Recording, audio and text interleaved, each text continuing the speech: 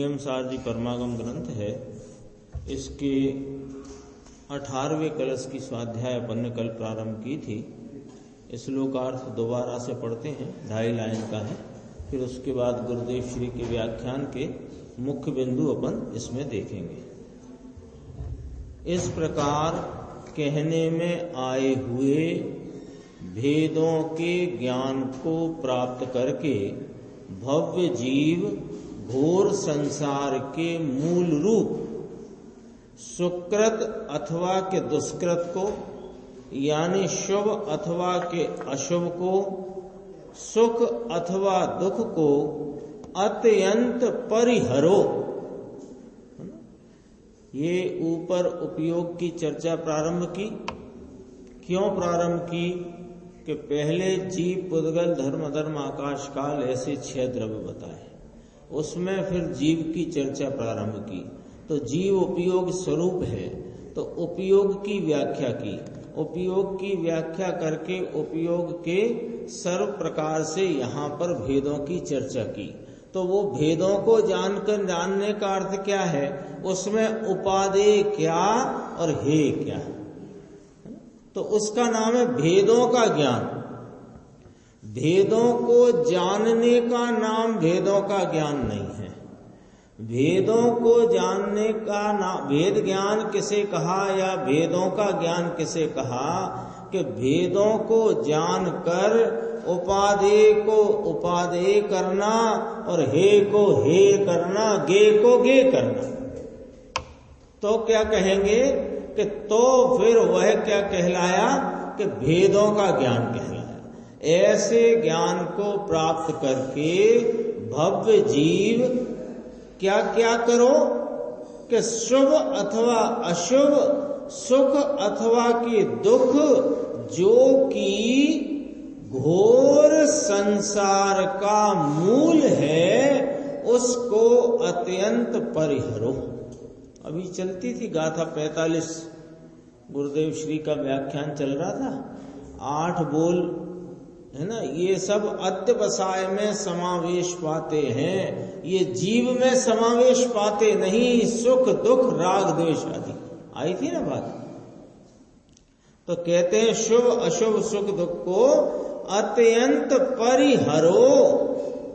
कैसे परिहरो? कि वह दृष्टि में से यह बात को छोड़ दो कि यह मैं हूं, मेरे हैं, अथवा इनसे मेरा कुछ भी हित होता है।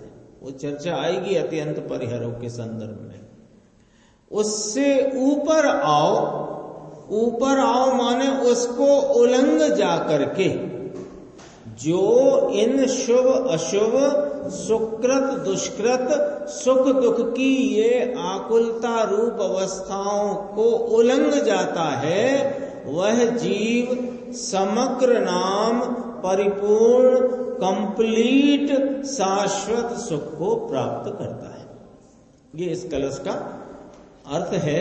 गुरुदेव श्री का व्याख्यान अपन देखते हैं, 243 पेज, नीचे वाला पैराग्राफ देखो। वीतराग परमेश्वर त्रिलोकनाथ ऐसा हुक्म फरमाते हैं, है ना, भगवान का हुक्म है। क्या हुक्म फरमाते हैं? कि तेरा चिद विलास स्वरूप भगवान, अनंत अनंत सुखामृत स्वरूप, अनंत अनंत चिद स्वरूप, अनंत अनंत अविचल चारित्र स्वरूप त्रिकाल, और अनंत बेहद अटूट अनादि अनंत ऐसी निकट स्वभाव में रही हुई श्रद्धा, ऐसे आत्मा को लो। इतनी व्याख्या ये कहां से आई? कि पीछे की गाथा में से आई है, कोई दूर से नहीं आई है। अपन ने पढ़ा था ना, 4 बोल आए थे पिछली गाथा, 10-11 गाथा की टीका में 4 बोल आए थे ना। वो 4 बोलों का ही यहाँ वर्णन गुरुदेव श्री फरमाते हैं कि आत्मा का स्वरूप तो ऐसा है कौन कहता है कि वीतराग परमेश्वर त्रिलोकनाथ ऐसा हुक्म फरमाते हैं कि तेरा चिद विलास स्वरूप, तुम तो चैतन्य के विलास स्वरूप हो, तुम में चैतन्य चैतन्य चैतन्य चैतन्य विलसता है।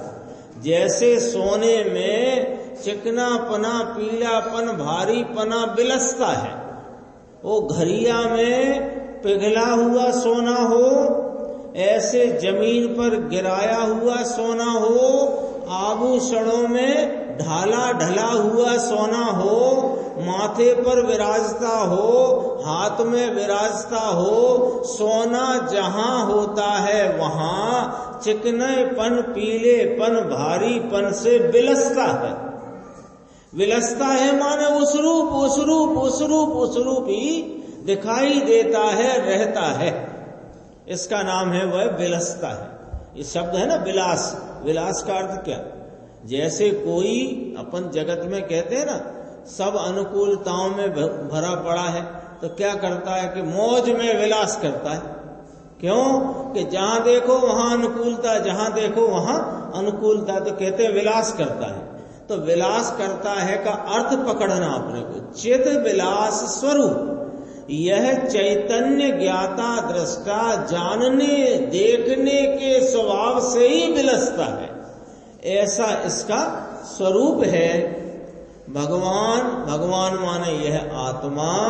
आगे क्या कहते हैं? अनंत अनंत सुखामृत स्वरूप, अनंत अनंत सुख अमृत स्वरूप है यह आत्मा।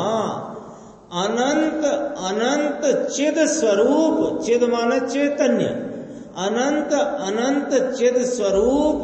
और सुनो, अनंत अनंत अविचल चारित्र स्वरूप त्रिकाल। त्रिकाल का अर्थ क्या लेना? सदाकाल। सदाकाल कैसा? कि अविचल चारित्र रूप। चारित्र कहते ही उपयोग की अविचल दशा को है। चारित्र किसे कहना? आत्मा की एकाग्रता रूपी उपयोग की वृत्ति का नाम चारित्र है। ये चारित्र तो वृत्ति है, लेकिन ऐसे वृत्ति रूप रहने का, होने का गुण आत्मा में है, वो त्रिकाल है। यदि ऐसा ना हो तो फिर वो कैसे चारित्र को प्राप्त करे? सीधी सच्ची बात है। ऐसे एक उदाहरण की बात है, समझना बस, उसमें ज्यादा उलझना नहीं। मकड़ी होती ना मकड़ी, तो मकड़ी की लार से वो ऐसा जाला बुनता जाता है, जाला बनता जाता है, बनता जाता है, बनता जाता है। ऐसा उसके जाला बनाने का जो कार्य है, ऐसा उसका स्वरूप है। यदि ऐसा स्वरूप नहीं होता मकड़ी की लार का, तो कैसे बनता जाला? इतना पकड़ना कि चारित्र कहा तो किसे गया? कि उपयोग की अपने स्वरूप में अविचल स्थिति, एकाग्रता, लीनता, इसका नाम चारित्र है। तो ये चारित्र का भाव आया कैसे? कि ये उसका स्वरूप है। यहां ये वाली बात पकड़ना है। वो चारित्र का भाव प्रकट होता है, चारित्र वर्तता है, ये वाली बात तब खड़ी हुई ना कि जब इसमें चारित्र का स्वभाव त्रिकाल मौजूद है। तो अविचल चारित्र स्वरूप त्रिकाल और अनंत बेहद, बेहद माने मर्यादा नहीं जिसकी, मर्यादा नहीं जिसकी, ऐसा बेहद अटूट अनादि अनंत ऐसी निकट स्वभाव में रही हुई श्रद्धा, ये भी त्रिकाली, ये श्रद्धा भी त्रिकाली। क्योंकि इसको आप रूप में अहम करने का जो भाव है उसका नाम सम्यक श्रद्धा है, और पर में अहम करने का नाम मिथ्या श्रद्धा है। तो मिथ्या की तो बात करते नहीं, अपने स्वरूप में अहम करने का जो भाव है, जो परिणाम है, उसका नाम श्रद्धा सम्यक दर्शन है। तो ऐसा इसमें त्रिकाल गुण पड़ा हुआ है कि यह अपने आप रूपता की आप स्वरूप श्रद्धा करे, ऐसा त्रिकाल भाव इसमें मौजूद है। तो कहा ऐसी श्रद्धा, ऐसा आत्मा। ये किसकी ये सारी ये वर्णन विस्तार, ये सब विस्तार से वर्णन अथवा जो विशेषताएं कही, वो किसकी कही है? ऐसे आत्मा की। ऐसा थोड़ा आदत में बना लो, ऐसे आत्मा की कही है। ऐसे बोलना विचारना छोड़ दो, है ना? ऐसे आत्मा, ऐसा ना, आत्मा में तो ऐसा, आत्मा में तो ऐसा, ऐसे ना करके एक सहज, एक अपने विचार की दिशा की बात है।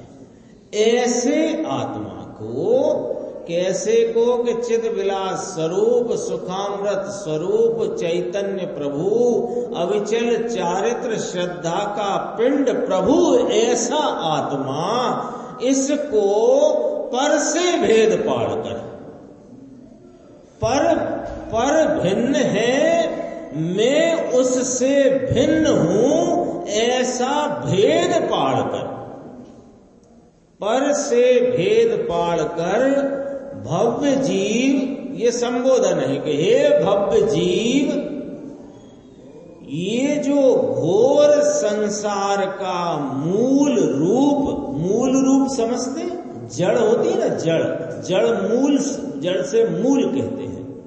कोई भी वृक्ष हो तो उसका मूल कहाँ है? उसकी जड़, वहीं से वह पल्लवित होता है। तो ये घोर संसार की जड़ कौन, कहां से ये पल्लवित हो रहा है? कि शुभ भाव अशुभ भाव में से पल्लवित होता है।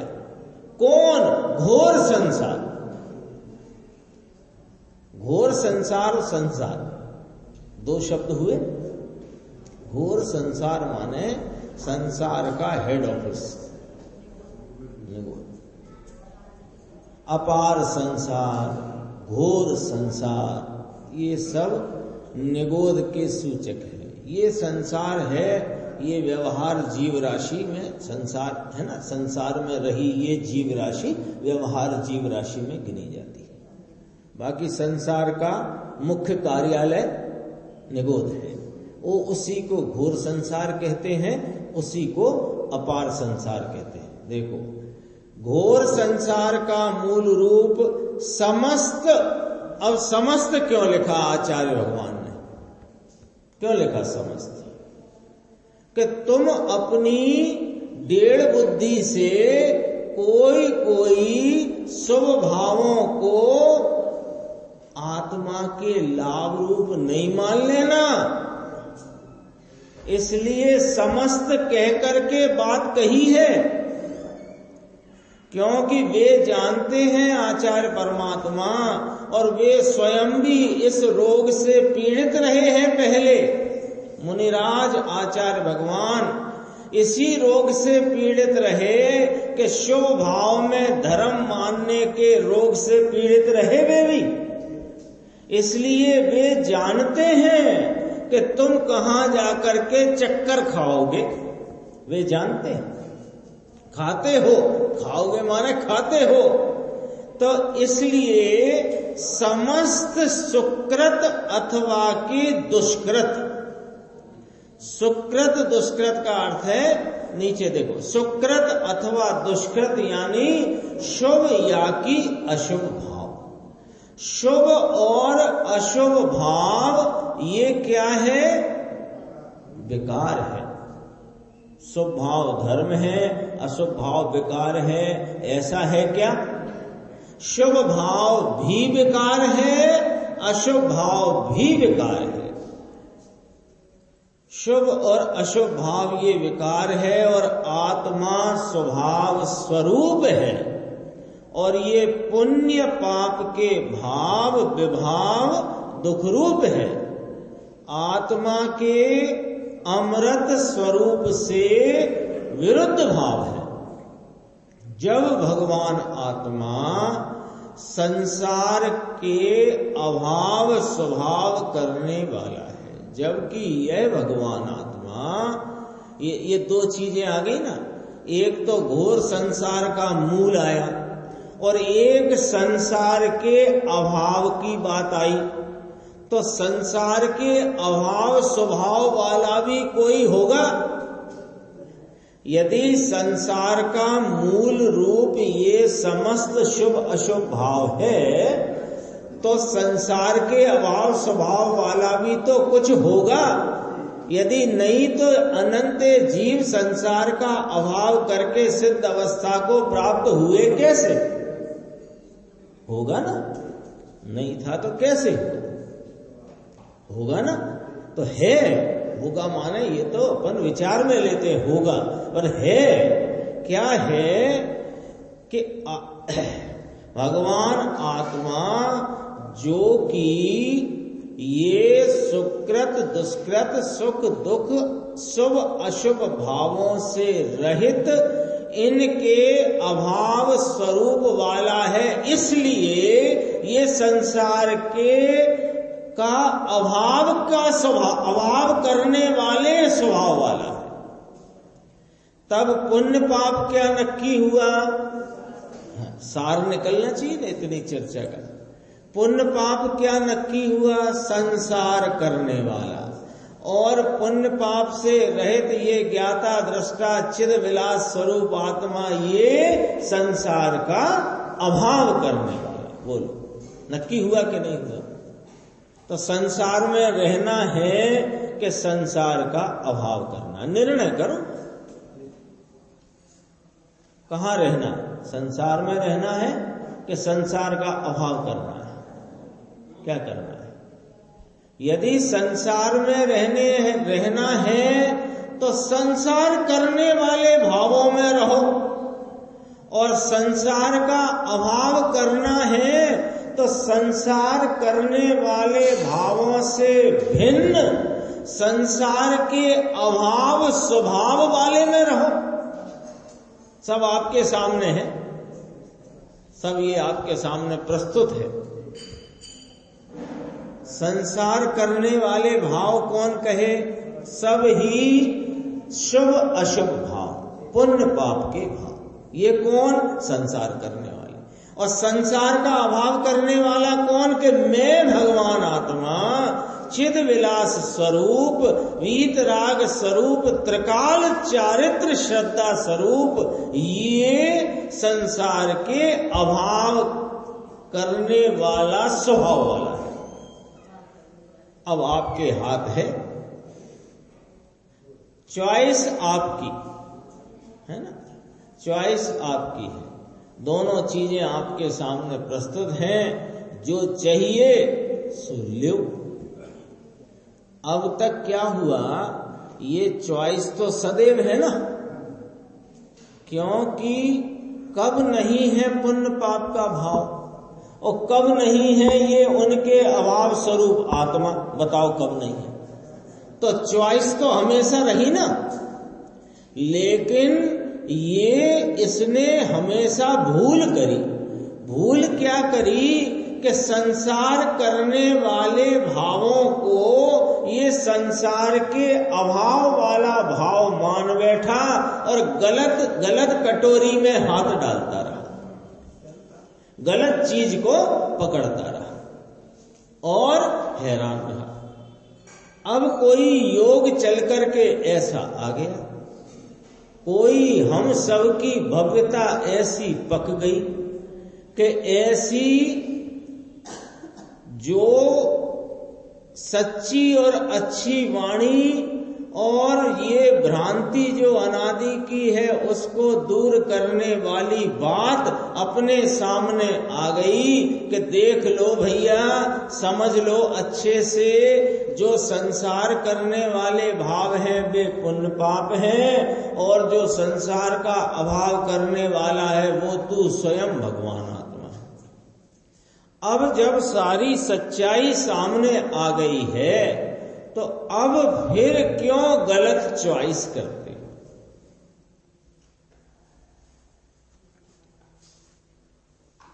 अब जब सब कुछ सामने आ गया, स्पष्ट है, खुला खुला है, चेतावनी सहित है,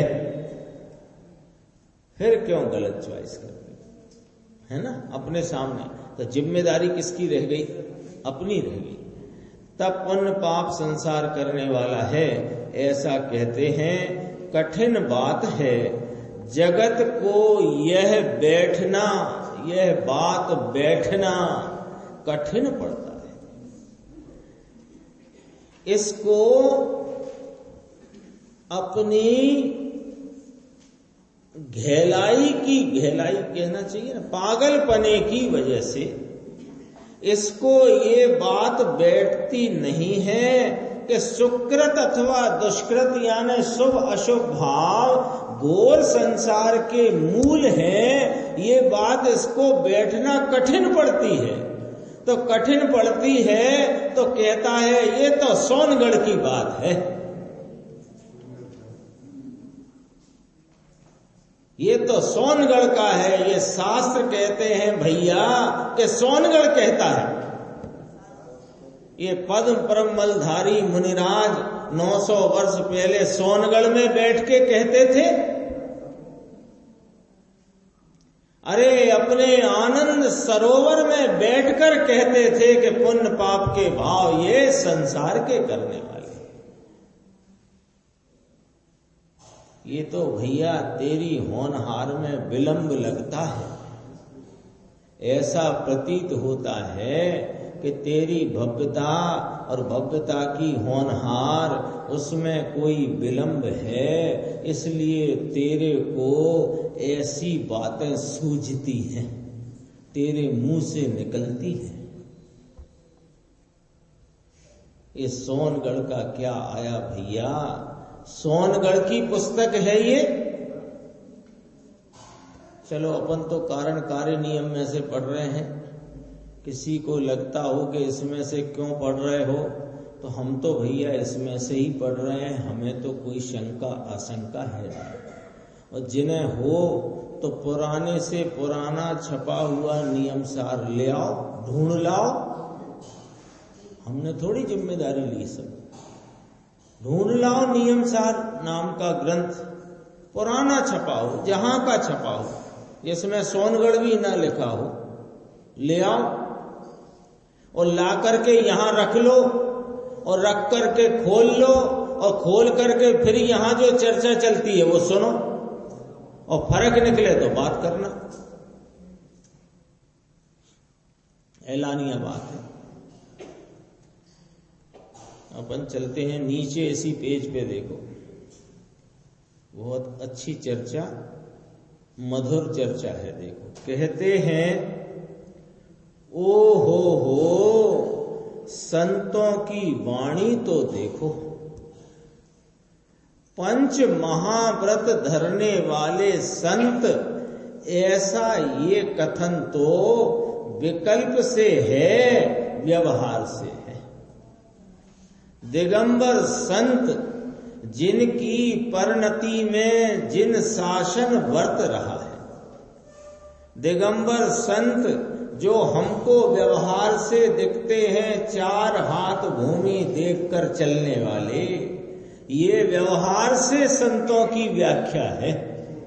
वास्तव में तो संत कौन है कि जो अपने आनंद भाव में प्रचुर स्वय संवेदन की दशा में जिन शासन में निरंतर प्रवर्तन कर रहे हैं, वे हैं संत, वे हैं दिगंबर संत मुनिराज आचार्य उपाध्याय, वे हैं।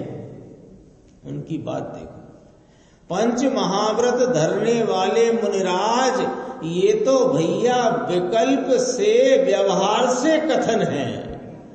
अरे वस्तु की निर्मल धारा को धरने वाले ये महाव्रत है, ये मुनिराज हैं, ये क्या कहते हैं, चलते फिरते सिद्ध हैं, ये केवल ज्ञान की तलेटी में बसने वाले संत हैं।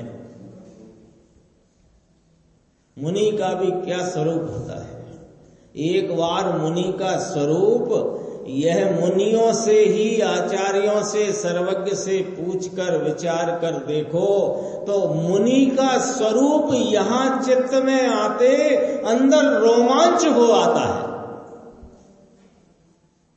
क्या मुनि का स्वरूप होता है, ये कहते हैं। देखो, निर्मल धारा, वस्तु की निर्मल धारा को धरने वाले ये महाव्रत है। इसको महाव्रत कहना। स्वरूप में बीटाई गएला, बीटाई गएला माने चिपक गएला, चिपके हुए हैं, छुड़ाए नहीं छूटता ना। ऐसे कोई चीज में कोई चीज चिपक जाती है ना, घर में ऐसा गृहस्थी में हो जाता है कई बार, तो चिपक गई है, बीटाई गई है, तो स्वरूप में बीटाई गएला इनका परिणाम है, चिपक गया है स्वरूप से। आनंद घन में बीटाई गएला, ऐसे संत जंगल में बसते हैं। इनको वस्त्र पात्र होता नहीं, चश्मा फसमा रहता नहीं, इनको वीतराग शासन में संत मुनि कहने में आता। ये मुनि के ये वाक्य हैं।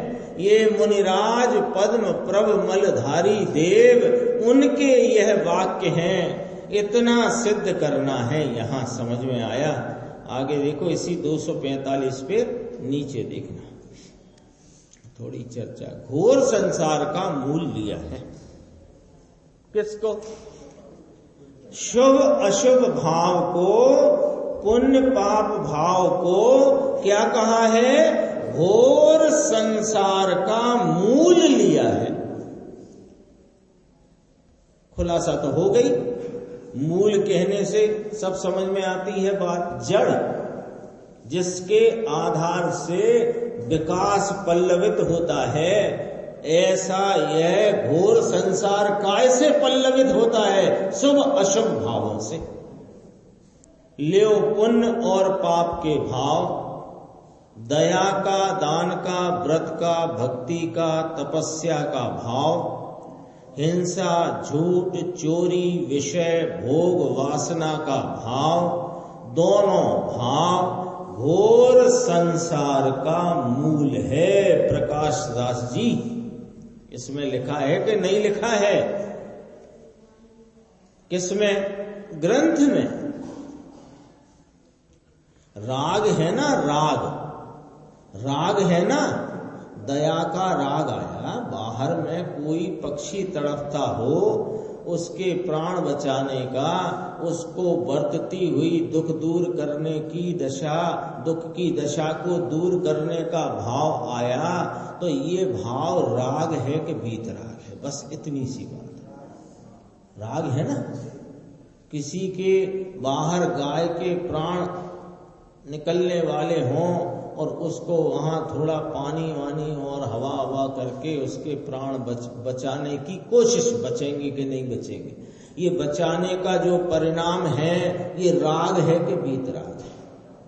ये भगवान की भक्ति यहाँ समूह शरण में आकर के भगवान के, उनके ऐसे परम भाव के प्रति उनके गुणानुवाद करने का जो अंतर में कषाय की मंदता वाला जो भक्ति का भाव है, वो राग है कि वीतराग है? पर जीवों को नहीं मारने का, बचाने का भाव राग है, वीतराग नहीं। तो राग है सो राग है, ये जहर है, ये अमृत नहीं है। अमृत स्वरूप तो ये है। 4 बोल आए थे, सुखामृत, सुखामृत ये है आत्मा, और ये जहर है, और जहर का फल संसार है। सीधी सीधी बात है कि 2 में 2 जोड़े 4, 4 में जोड़े 4 तो आया 8, 8 में से 3 गए 5। इसमें बताओ कौन सी होशियारी की जरूरत है? ऐसी ऐसी बात है। ये दया का भाव, दान का भाव, भक्ति का भाव, पूजा का भाव, विधान रचने का भाव, स्वाध्याय का भाव, ये कौन सा भाव है? राग है कि वीतराग है? राग है तो जहर है कि अमृत है? और जहर का फल संसार है कि मुक्ति है? सीधी सीधी बातें हैं। आत्मा का स्वभाव अमृत स्वरूप है। यहां तो ये पहले कहा अमृत आनंद शांति अविचल स्थिरता, ऐसा आत्मा का स्वभाव है। आया था ना 4 बोल, अमृत सुखामृत आया था, आनंद आया, शांति की बात आई, अविचल स्थिरता माने त्रिकाल चारित्र स्वरूप है, श्रद्धा स्वरूप है। ऐसा किसका स्वभाव है? आत्मा का स्वभाव है, मेरा स्वभाव है, आपका स्वभाव है, इसका स्वभाव है, इनका स्वभाव है। इससे ये पुण्य और पाप इससे विरुद्ध भाव है। स्वभाव जब मोक्ष का कारण है तब पुण्य पाप संसार का कारण है। बोलो, आप पहुंचे, कोई हमारा हिसाब कर दो, हमने जो कुछ भी आपसे लिया दिया था पिछले साल, ये आपका रकम पकड़ो, हिसाब कर दो, ब्याज जोड़ दो। उन्होंने कहा ब्याज जोड़ा साहब 33,343 रुपए ब्याज जुड़ गया।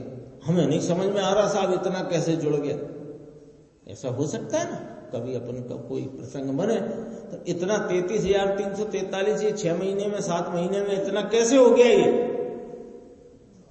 तो कह रहे कैसे हो गया? उठाओ कलम, निकाल लो हिसाब। निकाल लिया तो कितना आया? बराबर आया।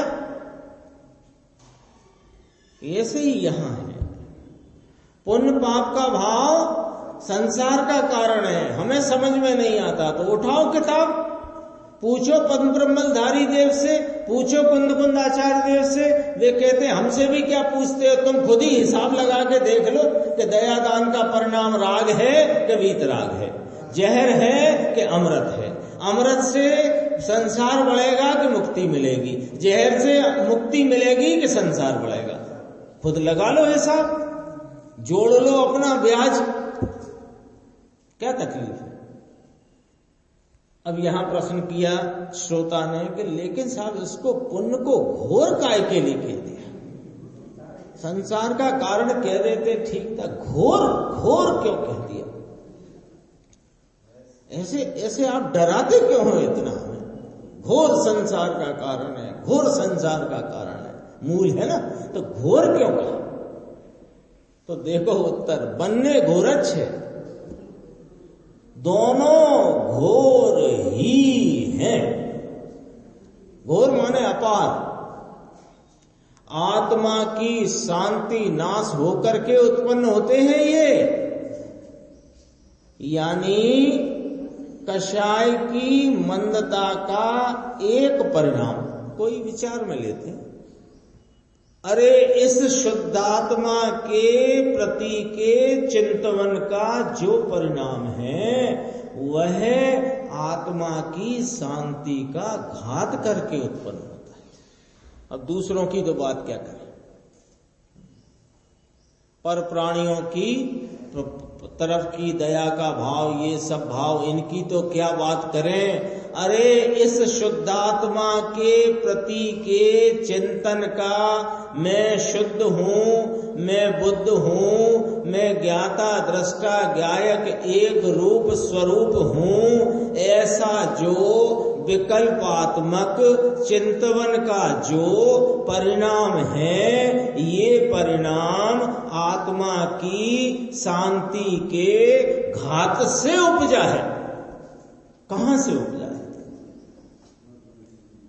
ये शांति के साथ नहीं उपजता है, यानी ये उपजे विकल्प रूप परिणाम और शांति उपजे, ऐसा न्याय जैन शासन में नहीं।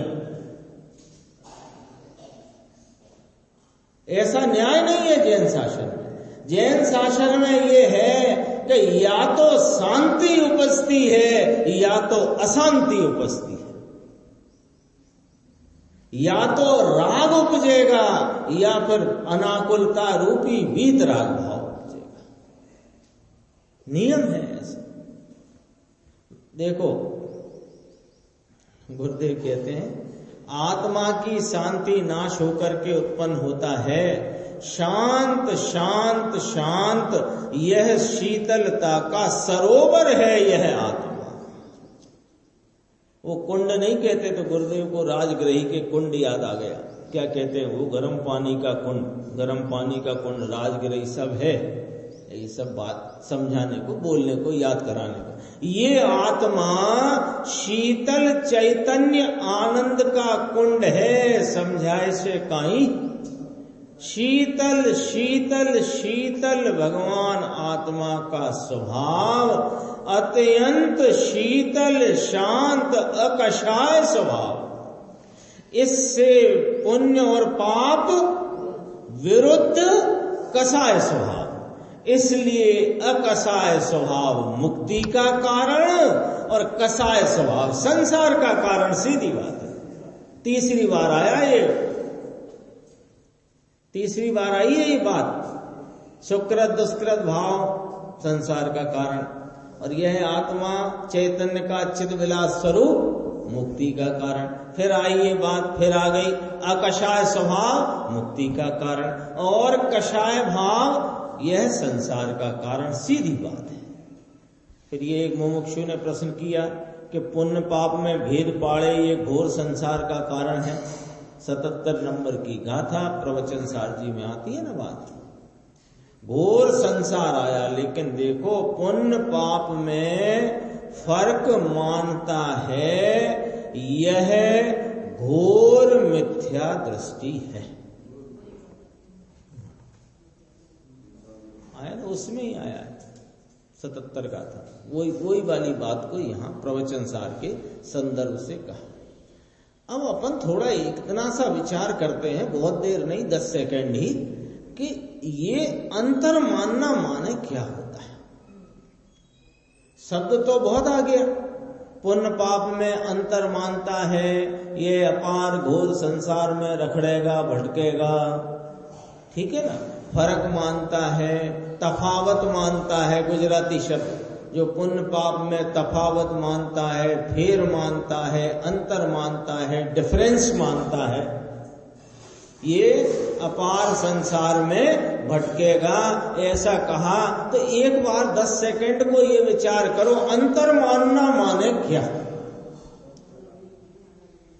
अंतर मानना माने क्या? अपन उल्टे चलते हैं, जरा उल्टे चलते हैं। पाप को आप कैसा मानते हो? विमल भाई साहब के पीछे भाई साहब बैठे, मैं नाम नहीं से पहचान पा रहा हूं ना। क्या क्या जानते हो आप? पाप को कैसा जानते हो? बुरा। और पुण्य को कैसा जानते हो? अच्छा, ये अंतर है। और पाप भी बुरा और पुण्य भी बुरा, ये अंतर नहीं मानना है।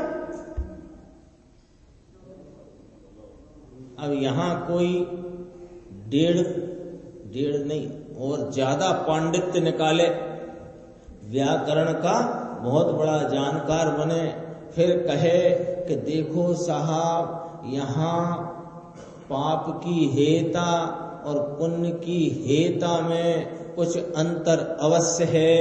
ये वाली बात कहां से ले आए भाई साहब? आचार्य भगवान से पूछ तो लेते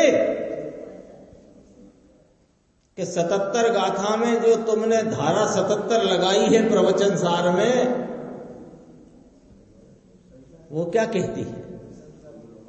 हे भगवान, नहीं, एक थोड़ा सा इतना विचार करना चाहते थे अपन कि ये अंतर मानना माने क्या होता है। एक को लाभदायी, एक को नुकसानदायी, एक में हित एक में अहित, एक अच्छा एक बुरा, ये भला करेगा ये बुरा करेगा, इस प्रकार की का चिंतन मानना मान्यता, इसका नाम है पुण्य पाप सुकृत दुष्कृत शुभ अशुभ भाव में फर्क मानना। इसको ये फर्क मानने वाले का क्या संज्ञा दे दी जनवाणी ने? फर्क मानने वाले को मिथ्या दृष्टि की संज्ञा दी है। लिखिए इसमें प्रवचन सार में आया, क्या हो मानस को मिठास छूटती नहीं, अभी पाप में तो ठीक, लेकिन पुण्य आए तो वहां इसको गले बल गए। गले बल गए समझ गए? गले लगाता है। ये तो मेरा, जैसे कोई व्यक्ति हो अपना परम मित्र हो, बहुत प्रिय हो, तो क्या करे? गले बल गए, गले लगाता है। ये कषाय की मंदता का भाव, इसको ये गले लगाता है। 249 पेज देखते हैं।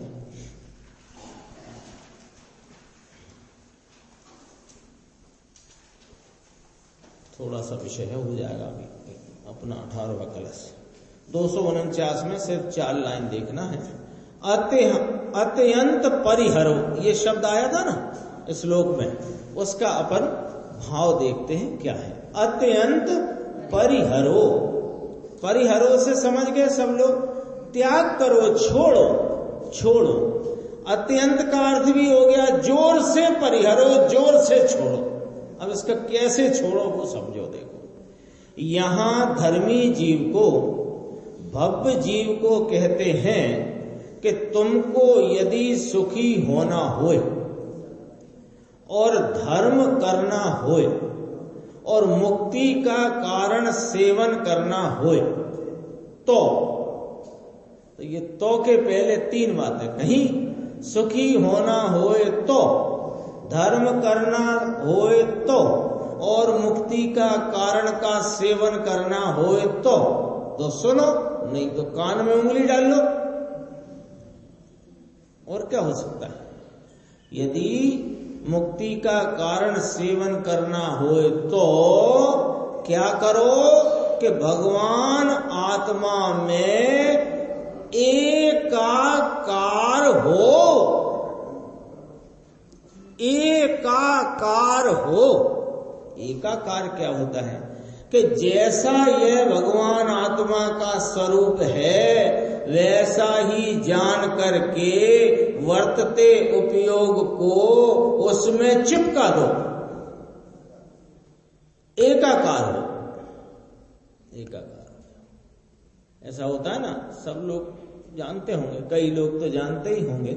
जैसे कपड़ा सिलते तो कॉलर बनाते, तो कॉलर में बकरम लगाते, तो बकरम को ऐसे कपड़े के ऊपर ऐसे प्रेस से घुमा देते हैं तो वो क्या हो जाती है? फ्यूज हो जाती है, एकाकार हो जाती है। फिर वो कॉलर और बकरम 2 नहीं दिखाई पड़ते, ऐसे पकड़ने से वो 2 दिखाई नहीं पड़ते। ऐसा ही है ना निर्देश, फ्यूज हो गया ना। वो एक भाव समझना है, या फ्यूज व्यूज कुछ नहीं होना है, वो भाव पकड़ना है। एकाकार हो जाओ। ये जो अपना आत्मा, भगवान आत्मा, त्रिकाल आनंद स्वरूप वस्तु, इसमें उपयोग ऐसा फ्यूज हो जाए, यानी उपयोग उसमें ऐसा एक मेक हो जाए कि उपयोग में वर्तते उपयोग और आत्मा में अभेदपना हो जाए, एकाकार हो जाए, हो जाओ लिखा है ना, हो। और क्या करो कि सुख दुख को, शुभ अशुभ परिणाम को छोड़ो। अब ये समझना साफ जरा बात, इतना सही समझना। शुभ अशुभ परिणाम को छोड़ो, तो अशुभ परिणाम को छोड़ो, ये बात तो सब जल्दी समझ में आ गई। शुभ भी छोड़ दे, और ये भगवान आत्मा हाथ में आए ही नहीं है। मरवाओगे क्या साहब, मरवाओगे क्या? अशुभ छोड़ दो ये बात तो ठीक, हिंसा झूठ चोरी कुशील परिग्रह के पाप छोड़ दो ये बात तो ठीक।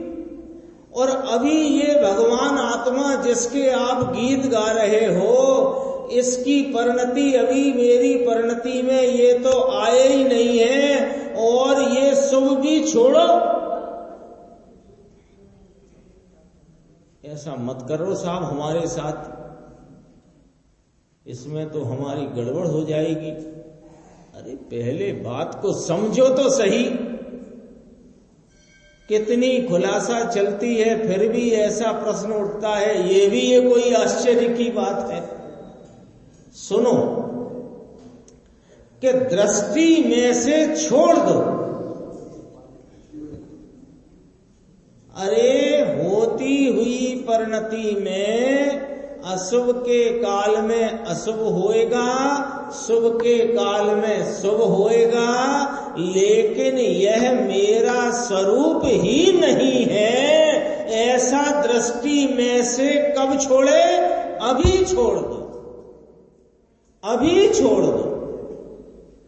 इसका मतलब है शुभ अशुभ परिणाम को छोड़ दो। इसको लगता है हमारा सब लुटवा दोगे, आप तो मरवाने की तैयारी कर रहे हो। अरे तुझे इस जन्म मरण से छुड़ाने की तैयारी चल रही है। दृष्टि में से छोड़ दो।